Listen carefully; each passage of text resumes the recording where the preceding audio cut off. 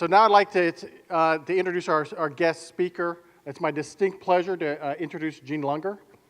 Gene joined Ashley Furniture as the Senior Vice President of Retail and Human Resources and Education in January of 2015. He currently serves as the Executive Vice President of Retail Operations for Ashley Home Stores. He is responsible for coordination of the retail business systems across all of Ashley's corporate-owned stores, which there are a lot, as well as licensees like us. That's a lot for anyone. But of course with Gene, he doesn't sit still. There's more. He does a lot more. In addition, he oversees the development and delivery of education through Ashley's Retail Learning and Development team. Gene brings to us 30 years plus of retail experience. He was in sales. He ran retail stores. He was a VP of sales working for a great furniture company in Southern Florida called City Furniture. He is a University of South Carolina graduate, go Gamecocks, earning a Bachelor of Science in Marketing and Management. So please join me in welcoming Gene Lunger. Woo! All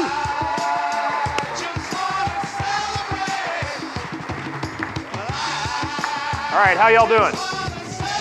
Feeling pretty good? All right, and everybody thought I was Larry's executive bodyguard, right? All right, no? Okay. So I'm a guest speaker, and it is the first time that I visited Morris to interact with the team other than quick trips out here, so it's just a real pleasure to be here with you, especially on a day that's as impactful and as forward-thinking as your 70th anniversary. So the first thing I want to do is disagree with your CEO. So Larry said that you were 70 years old.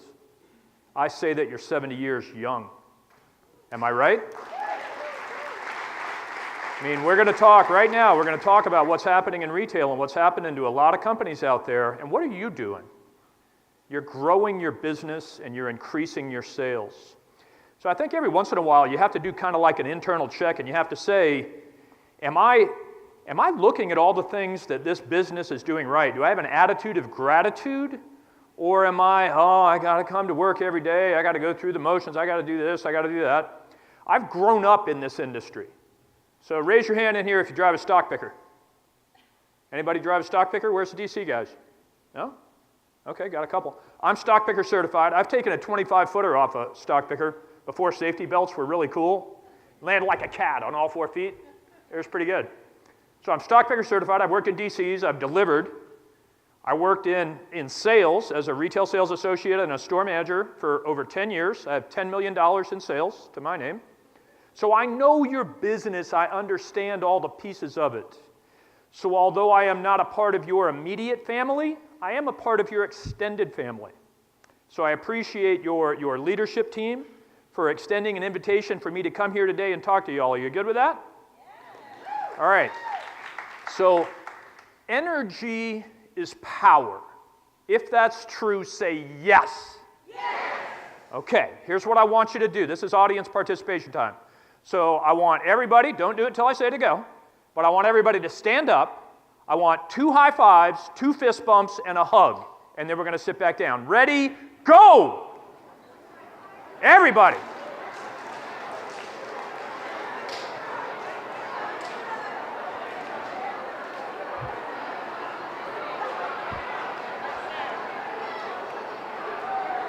Woo! Woo! Ha! All right, feel better? I do.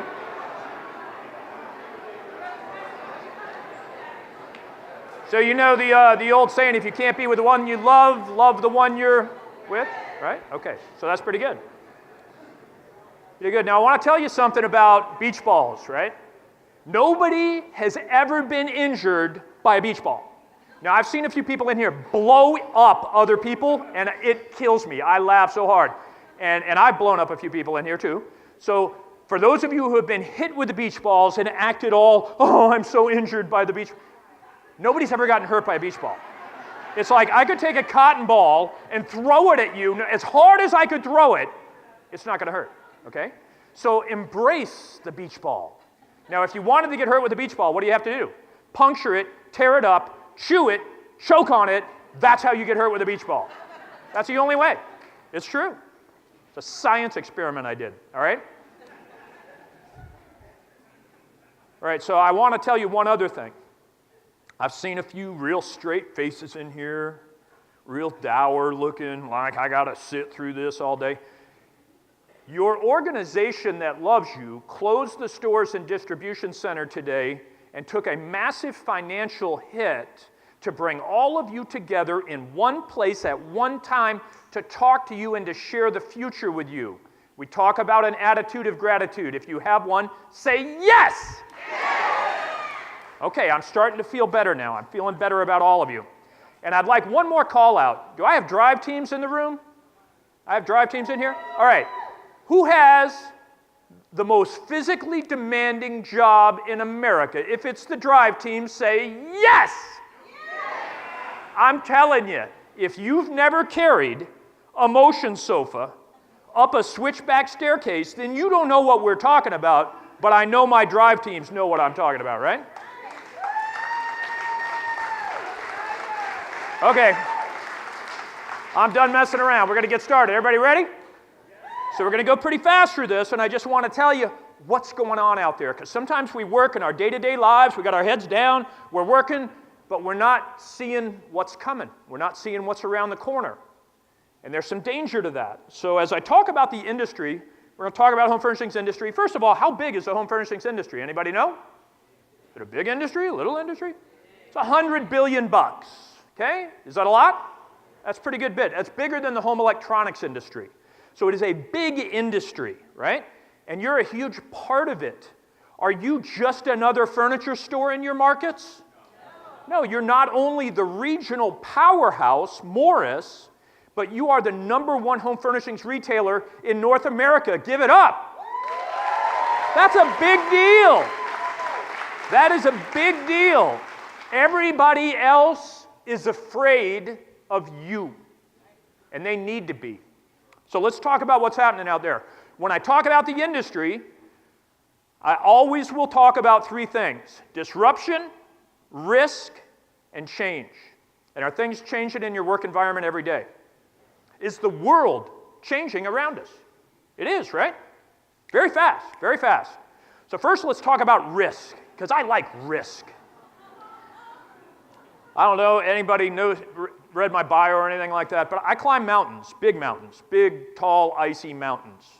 And the reason why I do it is because it has a very uncertain outcome. There's a lot of sports that you can participate in, right? And if you make a mistake in softball, you get thrown out, right? Or you get a big raspberry on your knee from sliding into third wrong, right? And if you make a mistake in golf, you throw your club in the lake, right? You make a mistake in climbing, and you don't come home. So I like that. I like that. And for me, risk is enjoyable. I'm very risk-friendly. We need to be risk-friendly right now. And you see my little Morris mouse, right? He's got a helmet on, and he wants that cheese, so he's just waiting for the right moment to make his move.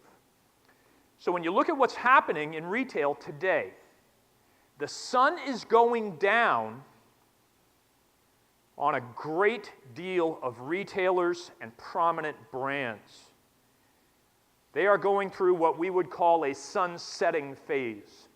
That is why I said, Larry, your company's not 70 years old. Your company's 70 years young. Because is the sun going down on Morris, or is the sun going up on Morris? All right, you're part of the future of this organization. So this is a big deal. I'll tell you how big of a deal it is. Who remembers that fabulous period of time called the Great Recession with such passion and love, right? Okay. The most stores that have ever closed in America, the most stores ever closed in America, was in 2008. That's no surprise, right? It was tough then, wasn't it? 6,130 retail stores closed in the United States of America in 2008. Now, Larry just talked about how good the economy is. It is good right now. It's a great economy. It's going to get a lot better. But look at the numbers. In 7 months, 6,300 stores have closed, and they're not little guys. They're big ones. Who knew? Y'all have H.H. Gregg in this market, the electronics store? 220 stores, boom, gone like that. The Limited, for the ladies who might shop at that store, that was a mall-driven store, overnight, boom, nobody even knew, gone. And then you get into the prominence of some of the big brands, right? Brands that we've known forever. Sears owned department stores at their market cap, nearly a $40 billion operation. You know how big Sears is today? $1 billion, and they're in their death spirals. Right? A year from now, will Sears and Kmart exist? Nay, nay, I say they will not. Okay? So people are going away, and there's a reason for it. So I want you to think about this. 40 years ago in 1970, 40 years ago, take a look at this metric. So population growth has gone up 52% in the last 40 years. Income growth has gone up 37%. But look at retail square footage. How much we've grown. Is America overstored? And it has been for a long time, right? Too many. So what's happening right now to retail is it's kind of like a natural cleansing. It's a purging. We're purging all this excess retail square footage. Now the beauty of that, and I'm sure Larry's excited about it, is from a commercial real estate perspective, now the person who wants the real estate has the upper hand, because there's going to be some fantastic site availability and prices will drop. Our ability to renegotiate leases and make better deals goes way up in an environment like this. So for these companies that aren't a part of the future, that aren't thinking forward, that's why you have to appreciate and accept change. Do you think Sears changed over the years? Or do they just keep doing the same old thing? And what happens when you keep doing the same old thing? Yeah, the same thing. And when everybody else is innovating and you keep doing the same thing, you're going to go bye-bye. So appreciate what's happening with change. Think back 50 years ago. What's today? 2017. So think 50 years ago, there will be more change in the next 3 years than there's been in the last 50. Are you ready for that? So let's talk about it. What's driving change? Technology. Who's got an iPhone? Raise your hand if you got an iPhone. Keep your hand up if you're on LinkedIn. Anybody on LinkedIn in here? Okay. If you're on LinkedIn, connect with my profile on LinkedIn. I just put a big article about your 70th anniversary on there. Go in there and tell people, tell the world, I have a lot of connections, why you make homes great. Go in there and do that today for me. Promise me you'll do that, right, for LinkedIn? Go in and connect and find that article. It'll be right on my page. And go in and tell the world why your company makes homes great. But what's driving change? It's these guys, right? It's the technology movement. If you look, my iPhone's down there on the ground because I don't carry stuff with me when I'm up here in case I fall and get hurt. But my iPhone has displaced so many industries, right? It put the music industry out of business. True? Put them out of business. Who remembers the TomTom? It's a little GPS unit. I can't even go anywhere without my iPhone. Somebody will ask me where something is. I don't know. I'll go, hey, Siri. You know you can activate her by going, hey, Siri, right? Hey, Siri, where's the school I'm going? Where's Wright University? So Siri knows everything. Siri has dematerialized and demonetized all these industries that preceded it. And when you think about that iPhone, I want you to hit 2 statistics that I think will rock your world. In terms of processing speed, an iPhone, okay? Processing speed. When we sent a man to the moon in 1969, hopefully, I was 6, so I don't know if a lot of you weren't around. When we sent a man to the moon in 1969, there was this room called Mission Control. Today's iPhone 7 has more processing power than Mission Control did in 1969 when we sent a man to the moon. In 1986, when we launched the first space shuttle into space, this has more processing power than the space shuttle did in 1986. That's how fast things are moving. So what's next? Who's heard of 5G? Y'all remember when we went from 3G to 4G? What happened? Faster, right? But growth here is exponential. 5G, if you've ever sat and waited a minute and a half for something to download, in a world of 5G, you could do 5 downloads in 3 seconds. It will go infinitely faster. So coming very soon. What about robotics and automation? Coming or not? Believe it? What about autonomous cars that drive themselves? Coming or not? So Elon Musk, with the company that we'll talk about in a second, says within 2 years, you'll be able to sit in your car and say New York City destination and sit there, and the car will take you to New York inside of 2 years, okay? Well, I'll tell you, that's another piece. So what else is happening with technology? How much did the first computer cost? Billions of dollars, right? How much does an iPhone cost today? $600? So technology will also speed value. It's true. So the company in the car industry that represents technology improvement is Tesla, right? Tesla's a pretty crazy company. Now, I want to take a look inside their factory where they build their current frame. So 140 robotic arms taking the place of 6,000 workers. Okay? There's like 500 workers in here where there used to be 6,500. You have 140 robotic arms that pick up to 60,000 pounds up and move it around inside this factory. So those Cobra arms are wild to watch. There's a fantastic video on YouTube about this factory in motion. I highly recommend that you watch it. It's very cool. So what about these guys? Are they clear and present danger? Who did they just buy? Whole Foods, right? So they bought Whole Foods. Now, I'll tell you why that's good.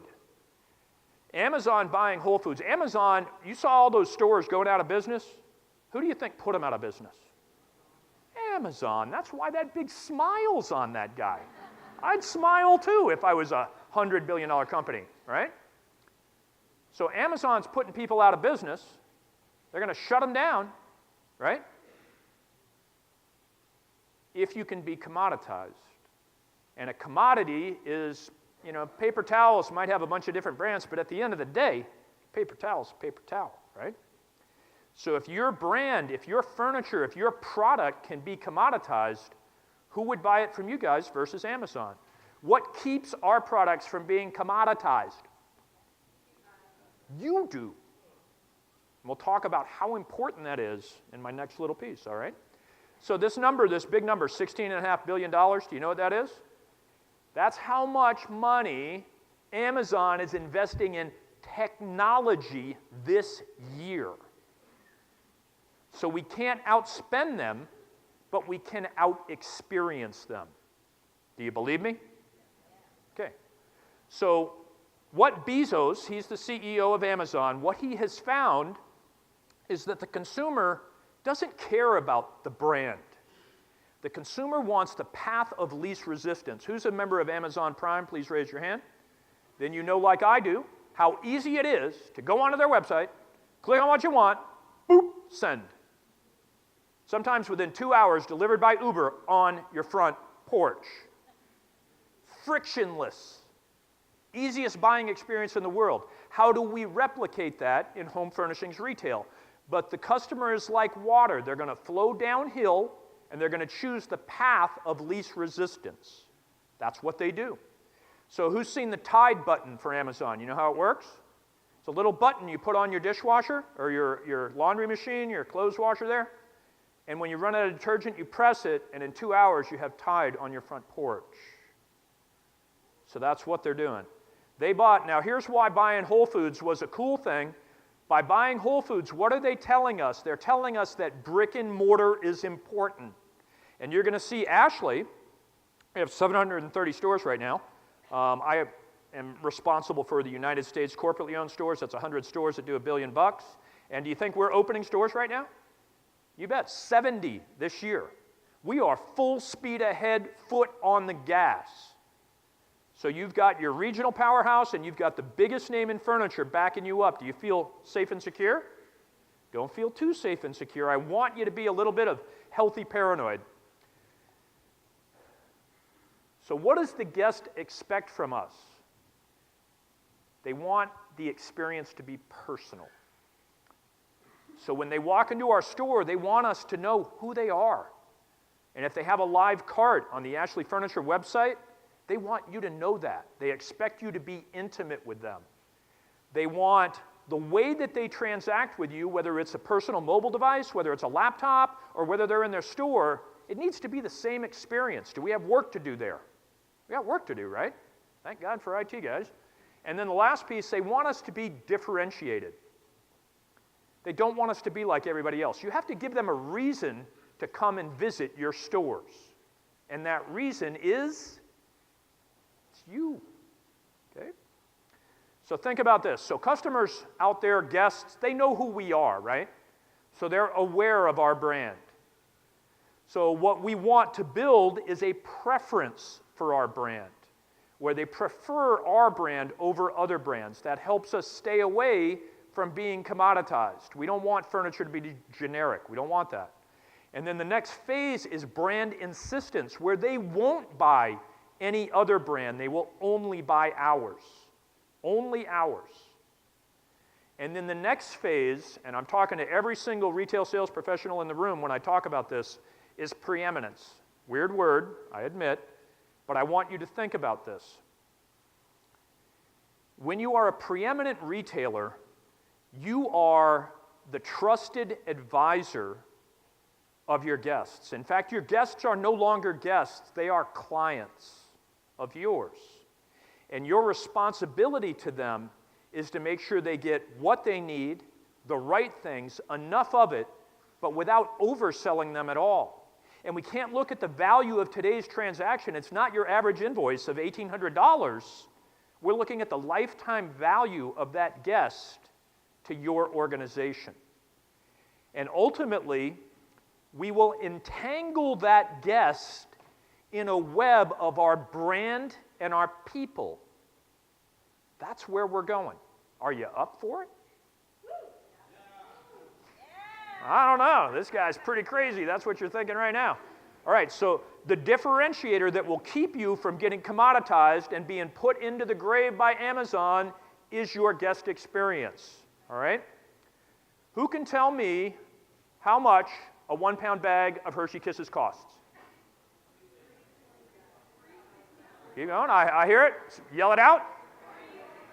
If the price is right, you guys would all lose. It's $3.99, okay? Now, do Hershey Kisses taste pretty good? Yeah, they're pretty good, right? If you want to make a friend, say, here's a kiss, right? Here's a kiss. Here's a kiss, baby. So Hershey Kisses taste good, but they're wrapped in foil. They all bang around inside that bag, right? $3.99 a pound. That is chocolate as a commodity, okay? Who knows how much a 1-pound box of Godiva chocolate costs? Anybody know? Single guys should know this. Okay? Single guys should know this. Now think about Hershey Kisses. When you're on your way home, you're cracking the bag, you're popping a few in your mouth. Do you do that with a box of Godiva chocolates? No. Because you probably bought them to give as a gift. $54.99 a pound. Chocolate, chocolate. Commodity, highly differentiated. Think about these little guys. They each have their own little condominium inside the box. They're beautifully decorated compared to the Hershey Kiss, right? So this is what our guest experience needs to look like. It needs to be that highly differentiated. And only people can do that. I'll tell you one thing you can't get on Amazon is somebody who cares about you, is emotion and heartfelt and truly helping a guest, that our people are the differentiators. Our people are our Godiva chocolates. If you're with me, shout it out and say, yes! Yes! One more time. If you're with me and you believe that you are the differentiators, say yes! Yes! That's pretty good. All right, I'm pretty happy with you guys. So I'm going to turn you back over to your proper people. So we've talked about a couple of things this morning, our values, what we think top performance is, and I'm pleased to bring Gene Lunger back up to the stage to talk about a culture that I want to be a part of, which is a high-performance culture. So let me welcome Gene. Thanks, Jamie. I'm good. All right, so remember that part about love your customer, be customer obsessed. So 22 years ago, I married one of my customers. So I'm definitely customer obsessed. And you never know what'll happen in retail, right? Our first date was skydiving, and we have never been apart since that day. Pretty crazy, right? So you can become somewhat entangled in your guest, yes. Yes, you can. It does happen. All right, so you ready to talk about performance? Everybody okay? I don't believe you. If you're okay, say yes. Yes! All right, I'm not going to make you stand up and give each other massages, which was what was coming next, if I couldn't get it. But you know you wanted to. He's like, yeah, I do. Okay. All right, so let's talk about performance. So in a high-performing, and it's not just sales, in a high-performing culture, we have to do more. It's like hashtag and then some, right?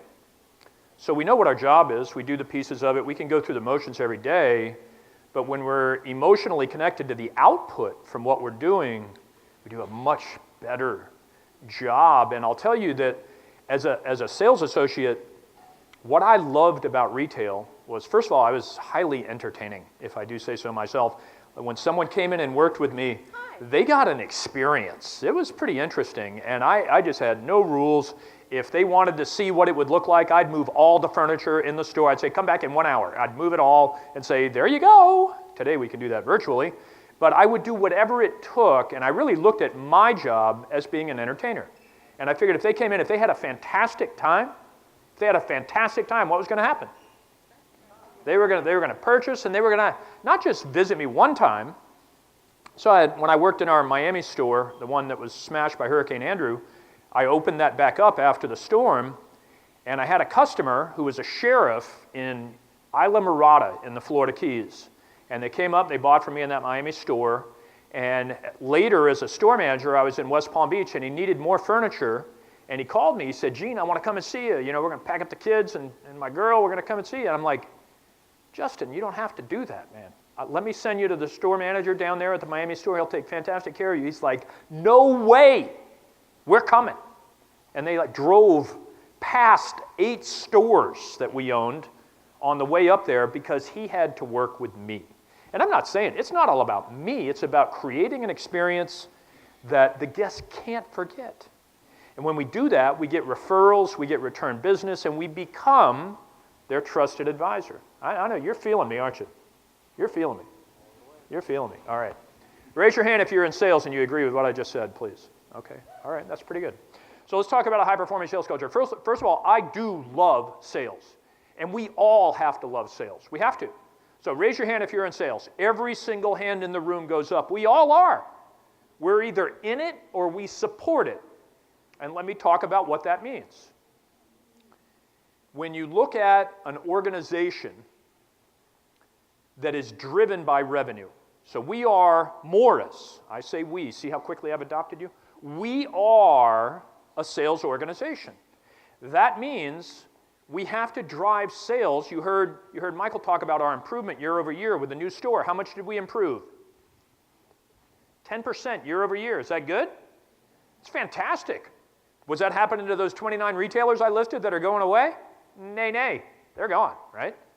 So think about it.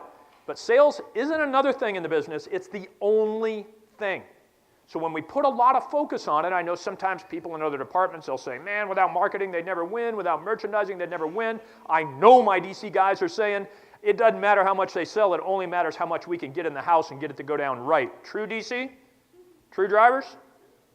Right? You're the last. You might as well be the CEO because you're the last face of this company that customer sees, right? So we have to do it right in every single area. But when you think about sales, think about the engine of a race car. All right? Now, there's a lot of different pieces to a race car. There's tires, there's brakes, there's suspension, there's safety equipment. And those are all the supporting departments for sales. But sales is the engine and the driver of the race car. Okay? The race car can only go faster if sales sells more. That's why we all have to understand that our role, whether we're driving revenue by working directly with the guests or in any one of the supportive sales functions, we are here to make the car go faster. Does that make sense? And sales is the greatest variable. It's not a constant. I've talked to some leaders of retail organizations and I ask them, I say, how's your sales force? And they tell me they're pretty good. Well, pretty good is not good enough. In today's world, pretty good will put you out of business. So we have to be significantly better than pretty good. We have to go from good to great to domination. We have to be that much better than everybody else out there doing what we do if we want to own our space and if you want to maintain your position in these markets, okay? So the definition of a breakthrough is making the impossible possible. And there's two examples I always use to help people understand what breakthrough means, but back in the 60s, in 1961, President Kennedy said, by the end of this decade, we will put a man on the moon. That's crazy. His people on his team and the scientists and all, they're like, this guy's crazy. At the time he said that, we didn't have a vehicle that could launch without killing its participants, much less landing on the moon. It was a crazy statement to make, but it drove action. It created action. That's where NASA came from. And they did the trials, they did the tests, and did we do it? In 1969, we put a man on the moon and we brought him home safely. So this incredible, crazy statement drives action for a nation and for an organization. Was that polarizing for the United States? Was that a big deal? Yeah, you still have a bunch of people saying it was faked, right? That it was a conspiracy. So crazy. So what's another big breakthrough? Think of the Running Man. What about the 4-minute mile? So Roger Bannister was the first guy to break 4 minutes in the mile. They said it was impossible. All of the doctors said it's impossible to run a 4-minute mile. It would kill the person who did it. Anybody know how many people have run 4-minute miles today? Over 5,000. What's the world record? 3 minutes and 44 seconds. So not so right? So the definition of a breakthrough is taking something that we don't see as possible and making it a reality. That's what a breakthrough is, okay? But if we keep doing what we've been doing, what are we going to get as a result?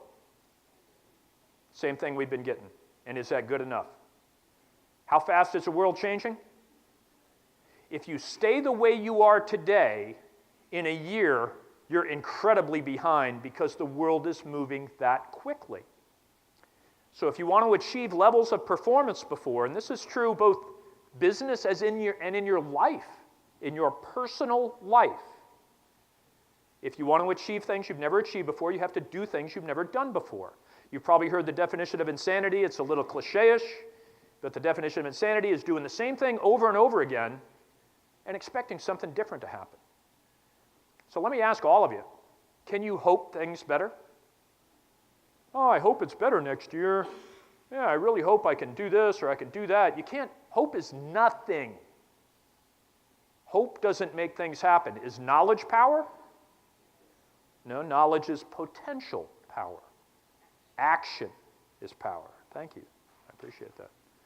So think about potential. First of all of you. Do all of you have huge inner potential? Sometimes, who's our worst enemy? We are, right? So you have incredible potential, each and every one of you individually. And as you look at your organization, you want to work for a company where you're aligned with the vision and mission and values of that organization. And everything I've seen today and heard from all of you tells me that you're aligned with the values of this organization. Your values are a moral compass. They tell you what decisions to make. They tell you what not to do. They're very important. So you have potential, and then you have to take that potential and you have to take massive action. So I'll tell you, if you're a retail sales professional that's never done $1 million before, first of all, is it possible? How many people, there's a guy in here I know how many people are already over $1 million for the year? Raise your hand. I know there's one in the room. Right, there you go, right there. Get up and dance, do the $1 million dance. That's what I'm talking about. Woo! Okay, all right. So if that guy, who's got pretty good moves, can do $1 million by July, is it within the realm of the possible that you can be $1 million performer? Or if you're a $1 million performer today, that you can do 1.5. Is it in the realm, can we agree it's possible if we can say yes? Yes. Okay. So then we have to take the action necessary to make it happen, because you can't hope things better. You've got to take the steps. And that's where we get into knowledge, skills, and ability, which are prerequisites, right? Those are prerequisites. And then desire, and then how much effort am I willing to put into this, right? How important is it to me? So if you're an average sales professional in the United States of America, I know these numbers incredibly well, that's between $600,000 and $650,000 a year for the 5,000 people that sell for Ashley Home Furnishings in the United States of America. So the difference between that and $1 million is about $400,000, $350,000, $400,000. Do you know what difference that would make in your life in terms of income? It translates into about $20,000. So if you're surviving at average, could you not thrive with that extra $20,000 and do things with that money? So I just want, it's not all about money. It's about fulfillment and it's about success. So your personal success will give you things you don't have today. And it will allow you to do things for others. Because if you can't take care of yourself, you can't take care of anybody else. True or false? Okay, so let's keep going. Uh-oh, I'm out of range. So winning is a part of taking massive action. So we get our results. Once we get our results, do we learn from them? And we might not get to $1 million. Maybe we got to 900,000. We came close, right? And then we take the learning that we had and we said, okay, whatever I did, it wasn't enough, so I'm going to reboot. So we learn. We never fail. We only learn from missed targets. There is no failure. Even negative learning is very, very important. And then from those results, we drive into beliefs, and our beliefs change because we know we can improve. And then it becomes a big vicious cycle because now our improved beliefs drive our potential, and we know we're capable of more. And in between all of that, the most important role for every store manager and store sales manager, anybody who's driving sales in this room, is to be the best teacher, coach, and trainer that you can be. It's also the most important role for every parent in this room. Every parent in the room. Best teacher, coach, and trainer you can be. Okay. So the skill set exists, and this is true. A guy came to speak at our conference this summer. Some of you may know who he is. I doubt it. But he was Michael Jordan's personal coach for 16 years. His name is Tim Grover, and he is the CEO of Attack Athletics, and he teaches elite athletes to become unstoppable. He's a pretty interesting and colorful guy, I might add. So if you've got a skill set, and I just want you to think about it this way, how many extraordinary athletes are in the United States of America? It's like tens of thousands of extraordinary athletes. How many of them go on to become elite in their area? Think about Tom Brady. Now, I'm a Patriots hater. Raise your hand if you're a Patriots hater. Anybody in here? Yeah. All right. All right. Lifetime Oakland Raider fan. That's my problem, not yours. So I'm a Patriots hater, but what do you think I saw in the Super Bowl? I'll tell you what I saw. What I saw was mindset. So think about Brady. How far behind were they at halftime? They were getting murdered. If you look at social media from that day, at halftime, they were getting massacred by the press, their fans. Everybody gave up on them except Tom Brady. And he executed the most amazing comeback and the only Super Bowl overtime win ever. And when he was interviewed after the game, and they said, Tom, that was unbelievable. Is that the best game you've ever played? His response was, are you kidding me? It's one of the worst. We were lucky to win. And when Belichick was interviewed, and they said, Tom, what's it, Phil? They were like, Phil, what's up? How can you continue to build teams like this? He said, I'm not really interested in that, but I'll tell you what, these Super Bowls put me 3 weeks behind training for the next year. Okay, so the mentality of skill set plus mindset, it has to be the mindset. Because there's many extraordinary athletes. In fact, I will tell you, I think Atlanta had a better team than the Patriots did. but they could not win the game. It didn't matter how good their team was because there was better leadership and a better belief system on the other side of the ball, and you can't get past that. So skill set plus mindset. We all have the skill set. We need to adjust our mindset to one of achievement. So who can tell me, audience participation, what is happiness? Shout it out. Somebody tell me. Say again? I'm sorry, I can't hear you. I can't hear a word of damn. Defeat mind? Okay. Anybody else? What's happiness? Yeah, the wherewithal to do what makes you happy. I love that. I love that. That's purpose-driven. Okay, but I'll tell you what happiness is, loosely defined, Lunger's definition of happiness. Happiness is progress. Okay? So next year, if you're the same place that you are today, then the world is passing you by.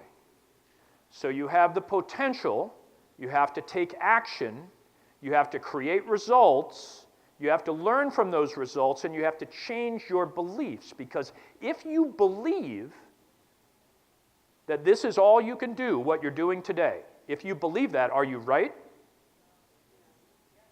Yes, you are. It's called the self-fulfilling prophecy. You are what you believe.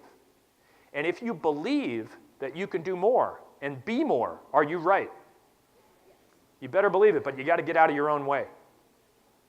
So you are your own worst enemy if you're suffering from limiting beliefs.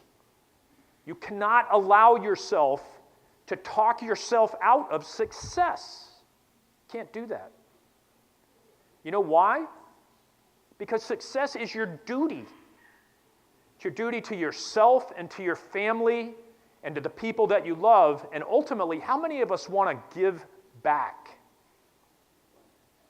Okay, how many minutes have I been talking? Every minute in this world, 7 people die of starvation, 3 people die of drinking tainted water, and 2 people die of malaria. Every minute that goes by. So have an attitude of gratitude, get out of your own way, crush your limiting beliefs, and be the very best you that you can be. And when should we start doing that? Is 2017 a good time? You want to wait till 2019? Or I need to put that off, Gene. I'm pretty busy right now. So when is the right time for your breakthrough? How about today? If today is the right time for your breakthrough, say yes. Yes. Man, I hope you all believe it. Because I want to come back here next year. I want everybody telling me a story of achievement. Okay? So the time for your breakthrough is now. So I love the word yes. I believe it is so affirmative and it's so powerful. And if you're a leader and you have other people working with you in this room, words of affirmation are the most important things that you can do, and this translates directly to my parents in this room also. I'm proud of you. I believe in you. Thank you. I need you. And the big one, yes. Find ways to say yes.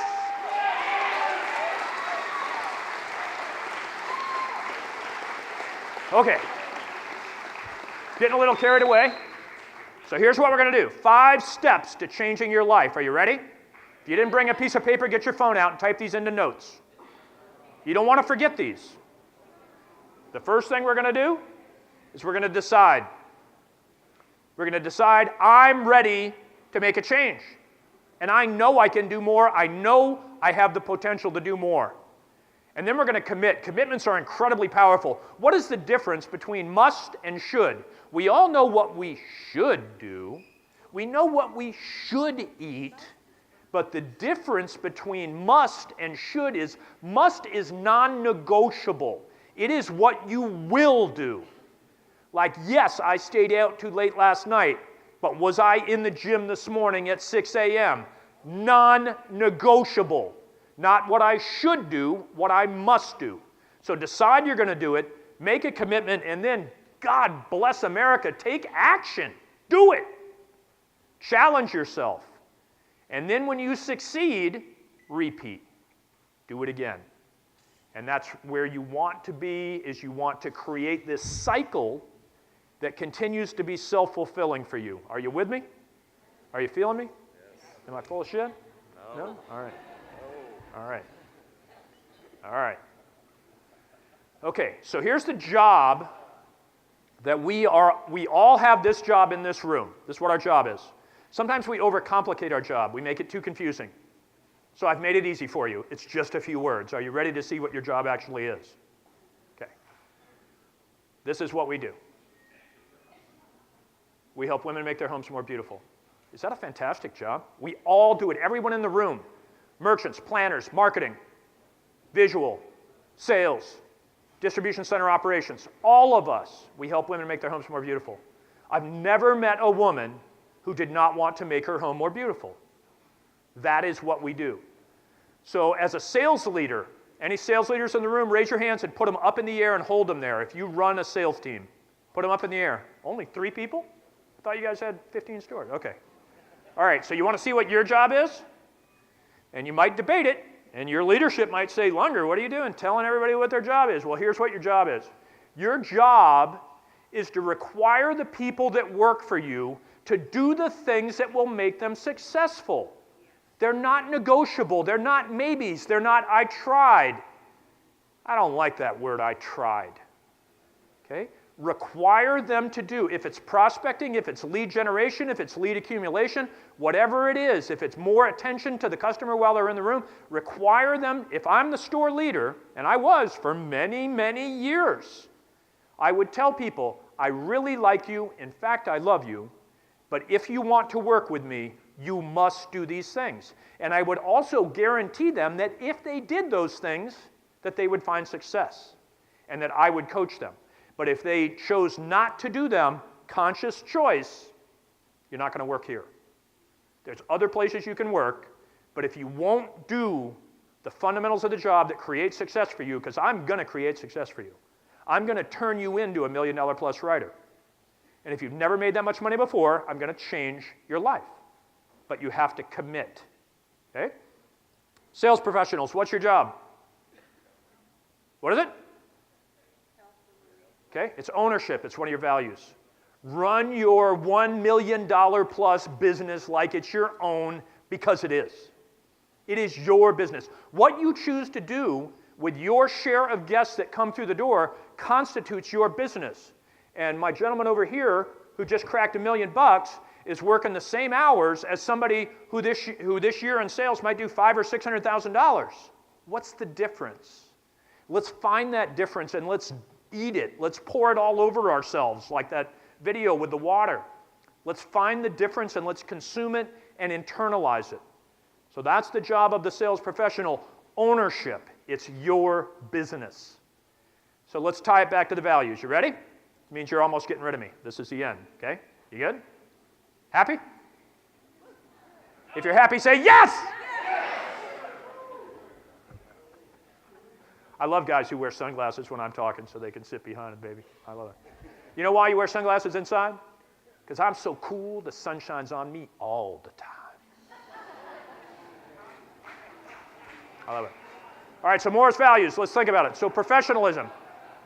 If we're going to avoid being commoditized and have Amazon crush us like an ant, we have to be the best sales force in the country. As our delivery teams, every person that is a customer touch point has to exceed the best expectations, not meet them, but exceed the best expectations of the guest. That's professionalism. Number 2, quality. The work that we do has to be of the highest quality. We have to have a huge focus on that. I love this week's ownership, or this week's value is ownership, and we just talked about that with the retail sales associate. It's your business. You're an entrepreneur. You're running your $1 million plus business inside Morris or Ashley's 4 walls with no overhead. We give you all the tools, we give you leadership, great training, but you got to do your part. Ownership. Next one, collaboration, and then integrity. So collaboration, all of you in one place at one time to get to spend time together today. Now I want to tell you one thing before I leave about laughter. A lot of people take themselves too seriously. Do I? Okay. People who take themselves too seriously are incredibly annoying. And they never smile and they never have fun. Call them out on it. Really, I'm serious. We should take what we do very seriously, but we need to take ourselves lightly. We need to laugh. So here's what happens when you laugh. When you laugh, you release a hormone that controls aging in your body, and it spikes by 87%. People laugh on average 3 miserable times per day. How about if we multiply that times 100 today, you enjoy each other's company, and you have the best time you possibly can as you go through the balance of the day. If you're with me, say yes! Yes! All right. All right, I'll tell you something. I tend to adopt families very rapidly, but now, before I wasn't, but now I'm not a part of your extended family anymore, I'm a part of your immediate family. Yeah. And I want to tell you something. I'm on LinkedIn, and I am connected to LinkedIn. It's not my executive assistant that's managing my LinkedIn profile. If you want to talk to me, and if you need to talk to me, I'm 100% comfortable with that, with anyone in this room. And I want nothing but the very best for you, and I love you very much. Enjoy your team and your company today. Have a great time. Woo!